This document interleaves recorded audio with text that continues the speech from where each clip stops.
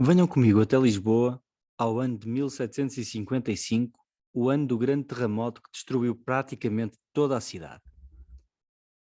Imagine que estava em sua casa e sentiu um forte abalo.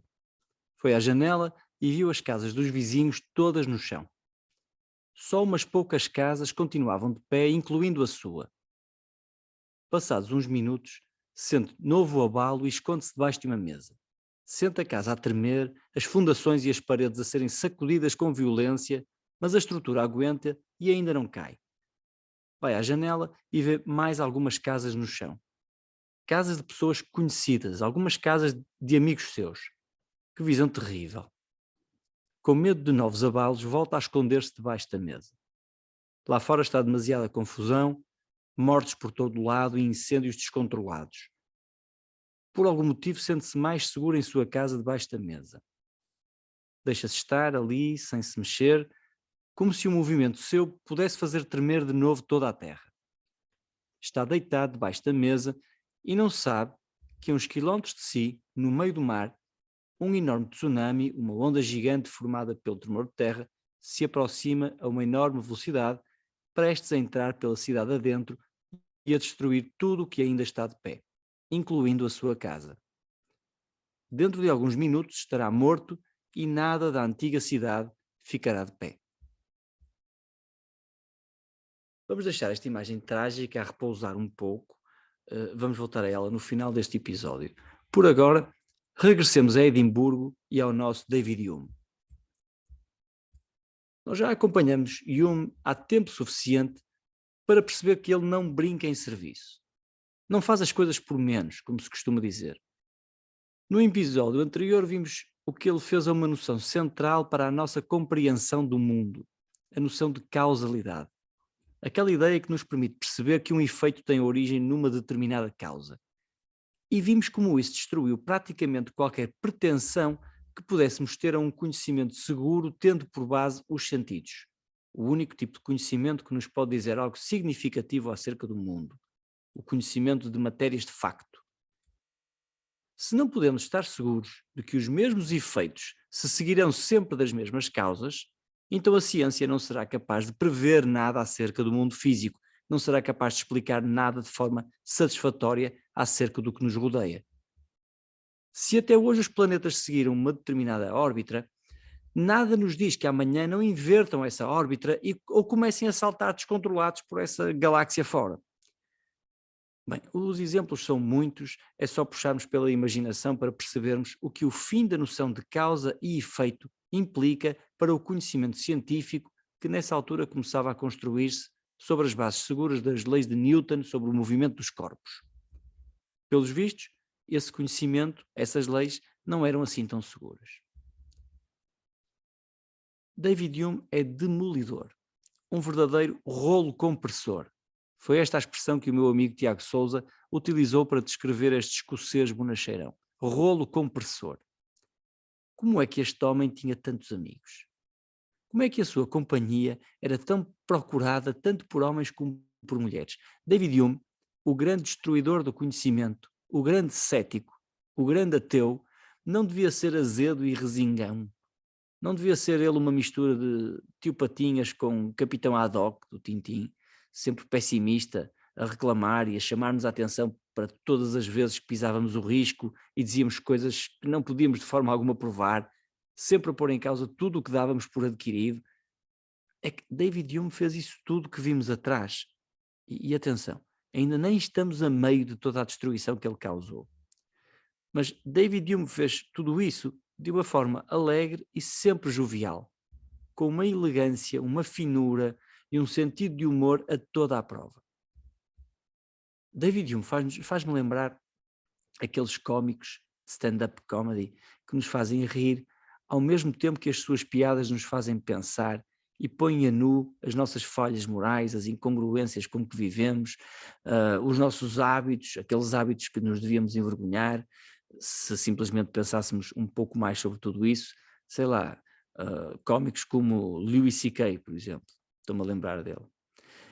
David Hume é um desses cómicos. O conteúdo daquilo que diz não tem graça nenhuma, mas a forma como o diz faz-nos ficar absorvidos e a querer ouvir mais do que ele tem para nos dizer. É que David Hume, no momento onde nos encontramos, ainda só está a meio da sua atuação e já destruiu a ciência e a filosofia como as conhecíamos. E nós lá estamos, na plateia, a rir e a aplaudi-lo, à espera de ver o que vem a seguir. Olá, David Hume, faz-nos rir. Ok, diz-nos ele. Vamos fazer uma pequena experiência, eu e vocês aí na plateia. Façam assim. Nos próximos 10 segundos, vão levantar e baixar os braços ao ritmo e à velocidade que quiserem, às vezes que quiserem. Vá, levantem os braços, esbracejem para aí. Hilariante. Desatamos todos a rir só de ver centenas de adultos à nossa volta a levantar e a baixar os braços como se fôssemos polícias de trânsito alcoolizados. Este cómico, David Hume, é mesmo engraçado, pensávamos. Mas o que ele nos disse a seguir deixou-nos com um sorriso amarelo na cara. Ora, ouçam o que ele disse. Vocês acham que foram livres para levantar e baixar os braços como muito bem entenderam, não foi?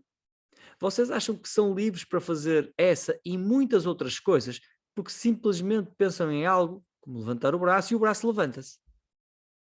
Mas, meus amigos, se pensarem um pouco melhor, percebem que esse vosso pensamento de levantar o braço não pode ter vindo do nada.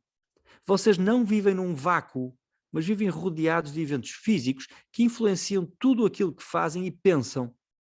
Logo, foi alguma coisa fora de vocês que determinou essa vossa vontade de levantar o braço. Ou seja, o que determinou a vossa vontade não foram vocês. Logo, vocês não são livres. Silêncio na plateia. Que balde de água fria. Os nossos sorrisos de repente congelaram perante esta ideia tão paralisante. O que o cómico David Hume nos acaba de descrever foi um dos maiores, ou é um dos maiores problemas da filosofia, um problema que muitos filósofos consideram absolutamente inultrapassável. O problema da liberdade da vontade, ou, como costuma ser conhecido, o problema do livre-arbítrio.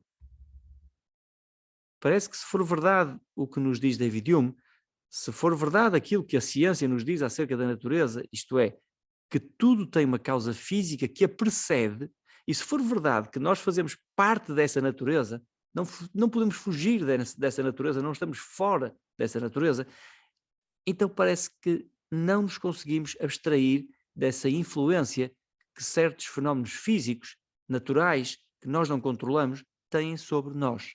Nós não somos livres. Aquilo que normalmente achamos que nos torna livres são, exatamente, as nossas escolhas, as nossas intenções, os nossos motivos para fazer alguma coisa. Eu escolho agitar os braços no ar, por exemplo, e como consequência disso, agito os braços no ar como um polícia sinaleiro alcoolizado.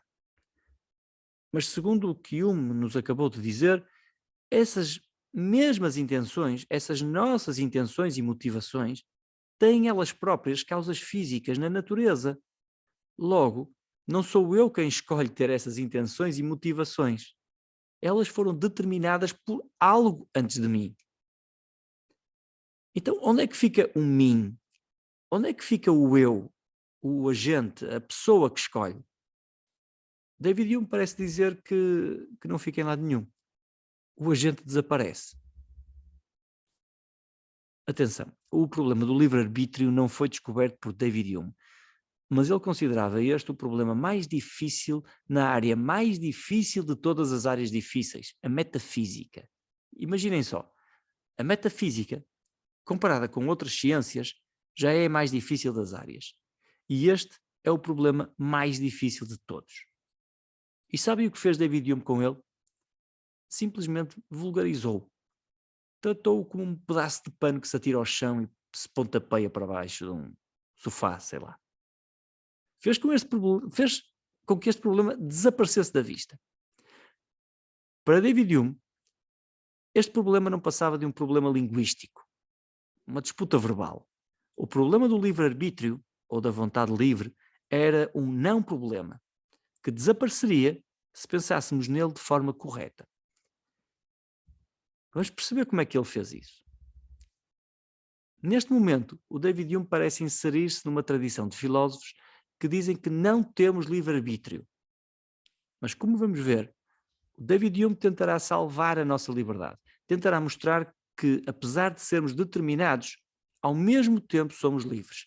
Ser livre e ser determinado não serão coisas contraditórias, como, sei lá, comer carne assada e ao mesmo tempo passar pelas brasas.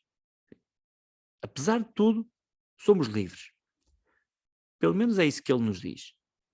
Mas também vamos ver que a forma como o fez faz lembrar alguém que atirou a nossa camisola favorita para a máquina de lavar a 90 graus centígrados. Deixa-a lá dentro uma boa meia hora e depois tira-a completamente encolhida, 10 vezes mais pequena, impossível de voltar a ser usada. E ainda tem a lata de dizer que acabou de salvar a nossa camisola. Tem vergonha, David Hume. Mas vamos então ver como é que David Hume salvou a nossa liberdade. Não estão a ver, mas eu estou a pôr aspas com os dedos. Salvou a nossa liberdade.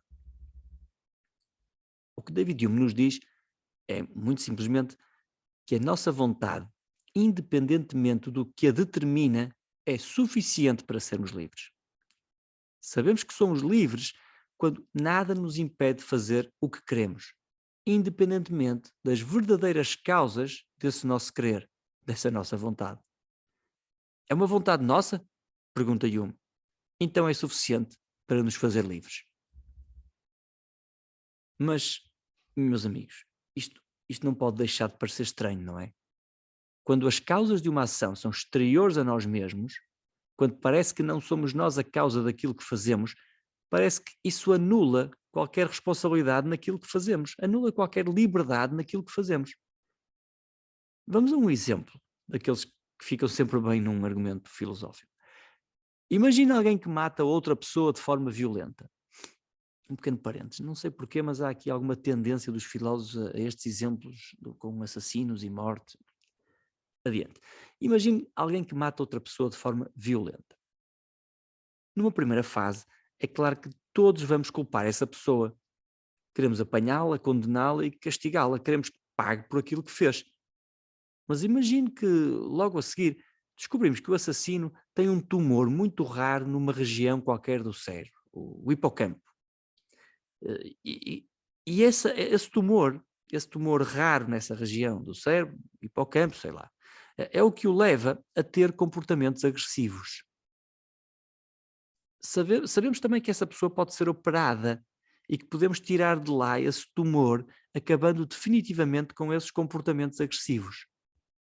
Depois disto, depois de sabermos isto, com certeza que não nos iremos precipitar a condenar essa pessoa, esse assassino, de forma tão confiante como há pouco.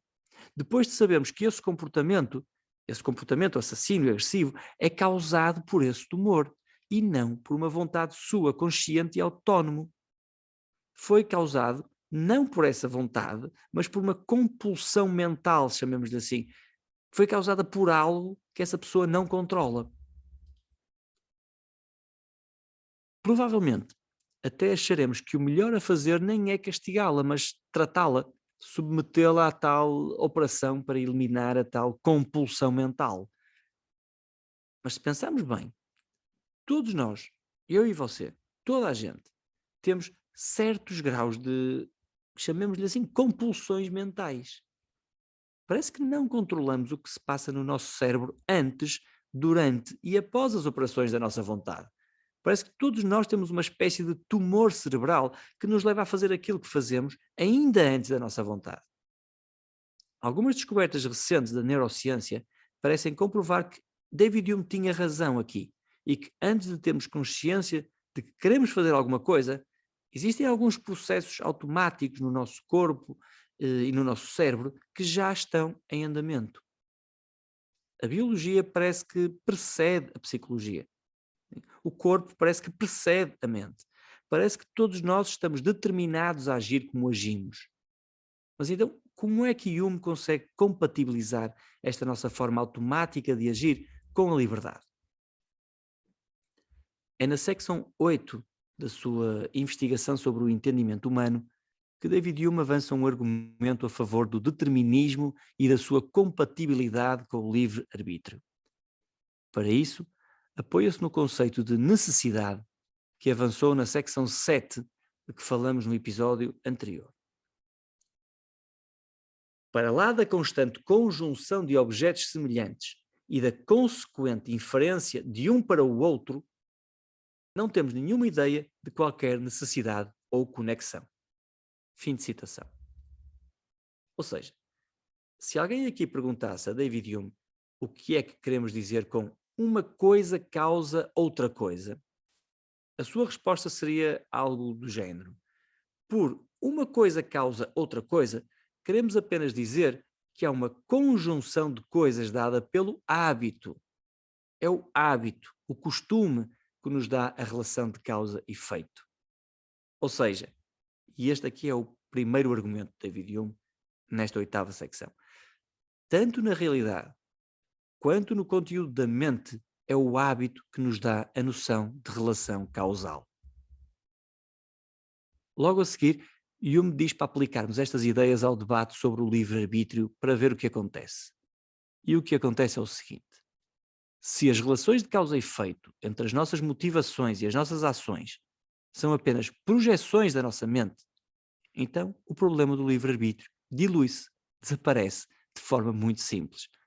Ou seja, parece que somos mesmo totalmente determinados, quer mentalmente, quer fisicamente. E nesta altura, David Hume apresenta vários argumentos para provar que entre os motivos e as ações, entre as nossas intenções, os nossos desejos e aquilo que fazemos, há o mesmo tipo de inferência que David Hume tinha descoberto entre, lembram-se, a bola de bilhar A e a bola de bilhar B. Basicamente o que ele quer dizer é que o comportamento humano, como é natural, é tão previsível como o mundo físico. É complexo, mas em princípio é previsível. Há um exemplo que David Hume nos dá para ilustrar isto mesmo. É o exemplo de um prisioneiro que acredita tão fortemente na força das paredes e das grades da prisão para não o deixarem fugir, quanto na vontade férrea dos carrascos, dos homens, que o irão levá-lo à forca. David Hume até diz que mais facilmente um prisioneiro tentará quebrar essas grades, quebrar essas paredes, do que quebrar a vontade dessas pessoas, desse carrasco. Para David Hume, isto prova que nós consideramos os eventos físicos tão previsíveis e determinados quanto os eventos psicológicos ou humanos. Temos tantas razões para atribuir determinismo ao mundo natural como ao mundo físico e ao mundo psicológico. Para David Hume, nós sempre agimos como se soubéssemos isto, mesmo sem o sabermos. Sempre atuamos, todas as nossas ações parece que nos levam a acreditar nisto, mesmo que nós explicitamente nunca tivéssemos dito ou nunca digamos que acreditamos nisto, no livre-arbítrio, ou no determinismo, desculpem. Toda a humanidade assumiu sempre nos seus comportamentos o determinismo, mesmo quando acreditava ser livre, quando julgavam acreditar no livre-arbítrio. Mas, é o que nos diz David Hume, essa crença no livre-arbítrio sempre foi uma ilusão. Ou seja, o que as pessoas fazem, a forma como se comportam, mostram que, na verdade, não acreditam no livre-arbítrio. Dizem que acreditam que as motivações humanas são causas das ações, mas a forma como se comportam, como preveem os comportamentos uns dos outros e os seus próprios comportamentos, mostram que acreditam que as coisas da mente são tão necessárias quanto as coisas físicas. A forma como nos comportamos prova que sabemos que há tanta necessidade no mundo físico quanto no mundo mental. É desta forma que o problema do livre-arbítrio, para David Hume, é um falso problema. Mas atenção, é agora que David Hume nos faz uma espécie de golpe de judo que nos lança ao tapete. Não estávamos absolutamente nada preparados para isto. Até aqui, Hume trata de nos convencer que as operações da nossa mente são tão determinadas quanto as operações da natureza. Que todas as nossas vontades e desejos são determinados. Mas logo a seguir apresenta-nos um segundo argumento. Aqui está o segundo argumento de David Hume. A liberdade requer determinismo. É isto que ele conclui neste segundo argumento. A liberdade requer determinismo. Espera aí, para tudo, para tudo. O quê? Para sermos livres, temos de ser determinados. Afinal, em que é que ficamos, Sr. David Hume? Então, até aqui Hume parecia estar de acordo com aqueles filósofos, a que chamamos de libertistas, que dizem que, se formos determinados, não podemos ser livres. Parecia ser isto que David Hume nos estava a dizer, certo? Mas agora, diz-nos que só faz sentido falar de liberdade de pessoas cujas ações estão determinadas e que é esta determinação que torna a ação moralmente responsável e livre. Ou seja, parece que o determinismo é uma condição necessária para a liberdade. Ou seja, e aqui está a conclusão absolutamente desconcertante de David Hume. O determinismo é necessário para a responsabilidade moral. Logo, para sermos livres, temos de estar determinados. Isto até dói, David Hume. Para sermos livres, temos de estar determinados. Vamos ver isto com um bocadinho mais de calma. Deve haver aqui algum truque, alguma coisa que não estamos a ver bem. Nós já conhecemos este escocês e já sabemos do que é que ele é capaz. Ele é capaz de nos fazer ver as coisas de uma perspectiva que desconhecíamos até aí. É uma das magias de David Hume. E é exatamente isso que ele está aqui a fazer. David Hume pede para pensarmos no conceito de determinismo a partir do seu oposto, o conceito de libertismo, sim, ou de acaso. A ideia de que a nossa vontade não é causada por nada, é aleatória. Okay? Vamos pensar no conceito de determinismo a partir do seu oposto. Mas se fosse assim, se a nossa vontade não fosse determinada por nada, fosse totalmente aleatória, isso implicaria que a nossa vontade era não causada, absolutamente não causada, por aspectos previsíveis do nosso caráter, do meu caráter. Logo, se era aleatória, nós também não seríamos responsáveis por ela. O que fazíamos era obra do acaso e não de uma determinação nossa. Além disso, nesse caso, como no exemplo do tumor que falamos atrás, nós não seríamos responsáveis pelas nossas ações. Elas não seriam causadas por nada que se pudesse identificar com um eu, com um mim, com um agente, comigo. Mas reparem, nós não encaramos assim a responsabilidade e a moralidade. Não é assim que nos relacionamos uns com os outros. E por isso, temos de aceitar que somos livres e, ao mesmo tempo, determinados. Para Hume, ser livre era simplesmente agir de acordo com a determinação da nossa vontade. Reparem como o problema do livre-arbítrio nos leva a posições aparentemente contraditórias e até a algumas perplexidades. Reparem nisto. Se somos determinados, como podemos ser livres e responsáveis pelo que fazemos? Mas, ao mesmo tempo, se não somos determinados, também nos podemos perguntar como podemos ser livres e responsáveis pelo que fazemos. O problema do livre-arbítrio é de facto muito estranho. É mesmo o mais difícil dos problemas na área mais difícil das áreas mais difíceis. Negar o determinismo coloca-nos numa posição libertista que impede o livre-arbítrio. E o determinismo parece logo à partida não permitir o livre-arbítrio. Mas a descrição de moralidade de David Hume parece superar este dilema, aceitando o determinismo como um ingrediente necessário da liberdade. Somos livres se agirmos de acordo com a nossa vontade. Meus amigos, há algo mais a dizer sobre o compatibilismo de David Hume, mas ir atrás disso agora iria tornar este episódio demasiado longo, muito mais do que aquilo que é desejável. Para quem quiser aprofundar um pouco mais estas questões, aconselho a ver o episódio que eu e o Tiago Sousa gravamos sobre a noção de compatibilismo e de liberdade em David Hume. Eu deixo o link para este episódio na descrição deste podcast. Mas agora queria voltar a onde os deixei no início deste episódio. Àquela personagem que deixamos escondida debaixo da mesa de sua casa durante o terremoto de 1755. Aquela pessoa que estava prestes a morrer, arrastada para os escombros da cidade devastada por uma onda gigante que se aproxima de Lisboa. David Hume é essa onda gigante. E o desgraçado debaixo da mesa é o que ainda resta do pensamento ocidental naquela altura. A religião, a moralidade e a própria noção de eu. Todas elas estão acocoradas debaixo da mesa, à espera que David Hume vire para elas a sua atenção. Quando David Hume lhes chegar, não vai ficar pedra sobre pedra, literalmente. Mas trataremos disso no próximo episódio deste podcast. Muito obrigado por me ouvirem. Até breve.